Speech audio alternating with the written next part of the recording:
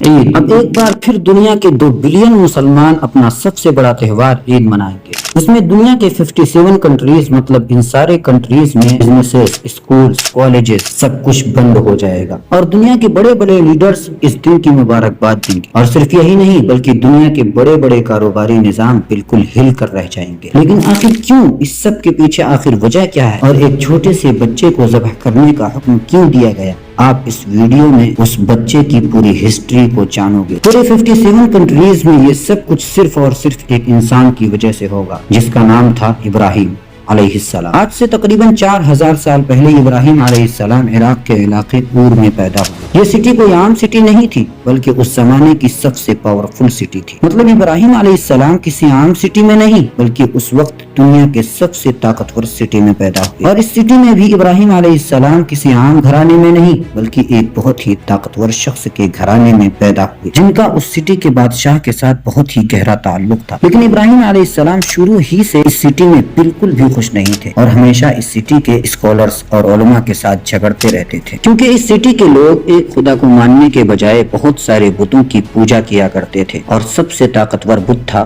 ماردوک جسے یہ سب سے بڑا خدا مانتے تھے۔ اور ان سبھی بتوں کی عبادت کے لیے اس سٹی میں بہت سارے ٹیمپلز بنائے گئے تھے۔ ایک دن ابراہیم علیہ السلام اپنے لوگوں کو ایک بہت ہی امپورٹنٹ پوائنٹ سمجھانے کے لیے اس سٹی کے ایک ٹیمپل کے اندر گئے۔ ایک کلہاڑی لے کر ان سبھی بتوں کو توڑ ڈالا سوائے سب سے بڑے بت کے، اور پھر اس کلہاڑی کو اس سب سے بڑے بت کے اوپر ڈال کر وہاں سے چلے گئے۔ اس شہر کے لوگوں نے آ کر یہ سب دیکھا تو وہ سیدھا ابراہیم علیہ السلام کے پاس گئے۔ تو ابراہیم علیہ السلام نے کہا کہ ہو سکتا ہے کہ اس بڑے بت کو ان سب پر غصہ آیا ہو اس لیے اس نے ان ساروں کو مار دیا۔ انہوں نے کہا کہ یہ کیسے ہو سکتا ہے، بت کیسے کچھ کر سکتا ہے؟ تو ابراہیم علیہ السلام نے کہا بالکل سچ کہا، لیکن اس بات پر ان کو اتنا غصہ آیا کہ ابراہیم علیہ السلام کو عبرت بنانے کے لیے اس سٹی کے بادشاہ کی مدد سے ایک بہت بڑی آگ تیار کی، اور یہ آگ اتنی بڑی تھی کہ لوگ ابراہیم علیہ السلام کو اس میں پھینکنے کے لیے اس کے قریب بھی نہیں جا سکتے تھے۔ اس لیے انہوں نے ابراہیم علیہ السلام کو اس آگ میں پھینکنے کے لیے کیٹپلٹ جیسی کوئی چیز تیار کی۔ اور حیرانی کی بات تو یہ ہے کہ اس وقت ابراہیم علیہ السلام کے سپورٹ میں کوئی نہیں تھا سوائے ایک شخص کے، ابراہیم علیہ السلام کے بھتیجے لوط علیہ السلام جو اسی جماعت میں موجود تھے۔ جیسے ہی ساری تیاری کمپلیٹ ہوئی تو ابراہیم علیہ السلام نے کہا کہ میرے لیے میرا رب ہی کافی ہے، اور انہوں نے ابراہیم علیہ السلام کو آگ میں پھینک دیا۔ لیکن ابراہیم علیہ السلام اس وقت دنیا کے سب سے طاقتور لوگوں کے سامنے بالکل صحیح سلامت آگ کے درمیان سے چل کر باہر نکلے۔ یہ دیکھ کر اس سٹی کے سارے لوگ بہت حیران ہوئے کہ یہ کیسے ہو سکتا ہے، لیکن یہ سب دیکھنے کے بعد یہ سارے لوگ اتنا ڈر گئے کہ ابراہیم علیہ السلام کو دوبارہ کبھی بھی تکلیف پہنچانے کی کوشش نہیں کی۔ اس سب کے کچھ ہی عرصہ بعد ابراہیم علیہ السلام اس علاقے کو چھوڑ کر اپنی بیوی سارہ اور اپنے بھتیجے لوط علیہ السلام کو لے کر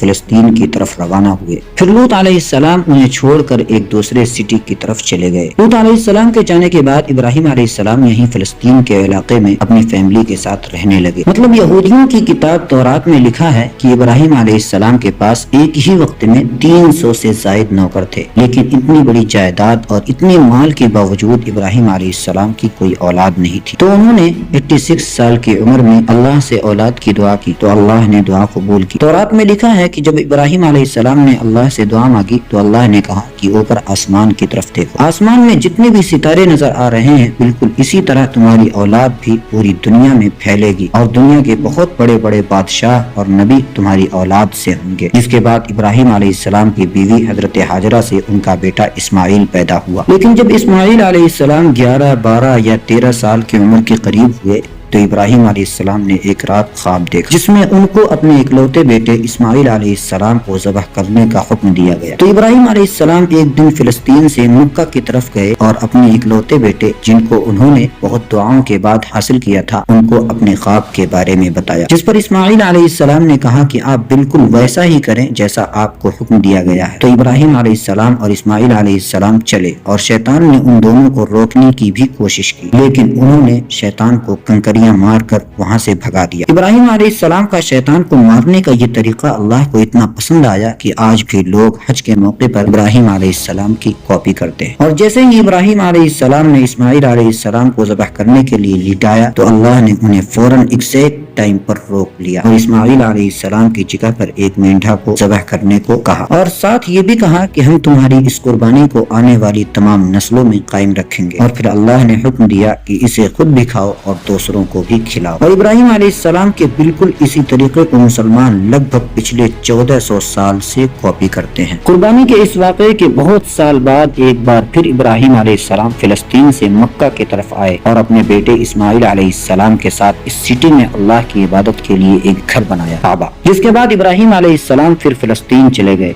और कुछ ही अरसा बाद वहीं पर फौत हो गए। इस्माइल अलैहिस्सलाम के बाद पूरा अरब इसी तरह हर साल लोग हज करने के लिए आया करते थे। इसके कुछ ही अरसा बाद धीरे धीरे यहाँ फिर से बुतों की इबादत शुरू हो गई, जिसके बाद अल्लाह ने फिर उन्हीं में से एक नबी चुना जिसने बताया कि तुम्हारा बाप कौन था, तुम्हारे दादा कौन थे और तुम्हारा रब कौन है। के बाद फिर पूरा अरब धीरे धीरे इब्राहिम अलैहिस्सलाम के मजहब इस्लाम पर आए। आज से तकरीबन 4000 साल पहले जिस जगह पर इस्माइल अलैहिस्सलाम को छोड़ा गया था वो आज कुछ इस तरह दिखता है। जिस वक्त उनके पास पीने को पानी नहीं, आज वहीं से करोड़ों लोग पानी पीते हैं। इन दोनों की कुर्बानी की वजह से आज 57 कंट्रीज मतलब 2 बिलियन मुसलमान हिल कर रह जाते हैं। सब्सक्राइब जरूर करें। अस्सलामु अलैकुम व रहमतुल्लाहि व बरकातहू।